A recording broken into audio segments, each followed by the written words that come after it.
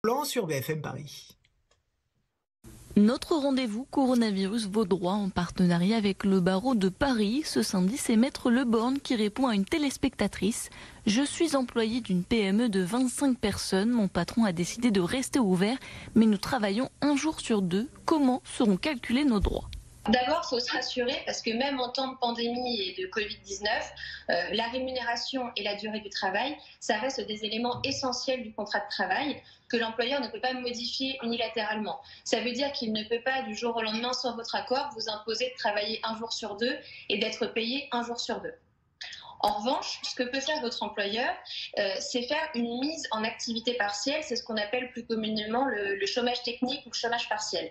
Alors, c'est soit en cas de fermeture d'entreprise, soit, comme dans votre question, en cas de réduction du taux horaire, par exemple par roulement, où les salariés vont travailler un jour sur deux. Alors, dans ce cas, sur l'indemnisation, il faut faire la différence entre, d'une part, les jours travaillés. Alors, pour ces jours-là, le contrat de travail s'exécute et vous recevez votre salaire habituel.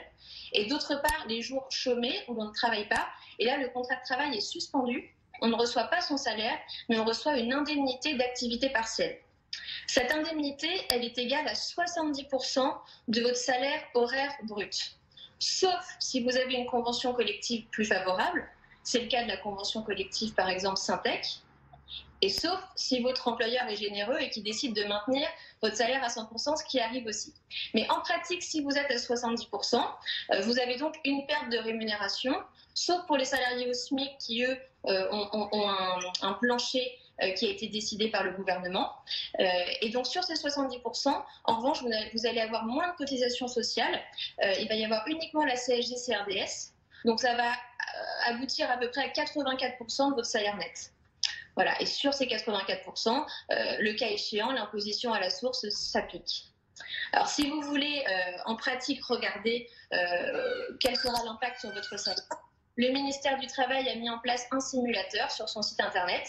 Donc, vous pouvez faire une simulation selon vos modalités d'activité partielle. Et a posteriori, vous pouvez aussi vérifier sur votre bulletin de paye, puisqu'il y a l'obligation de mentionner le nombre d'heures indemnisées, le taux et le montant de l'indemnité totale. Vous avez des questions? Notre rendez-vous Coronavirus Vos droits est fait pour vous en partenariat avec le barreau de Paris. Tous les jours, un avocat répond à vos interrogations sur cette crise. Vous pouvez continuer à nous envoyer vos questions par SMS au 06 13 02 46 93, par mail ou sur les réseaux sociaux avec le hashtag Bonjour Paris.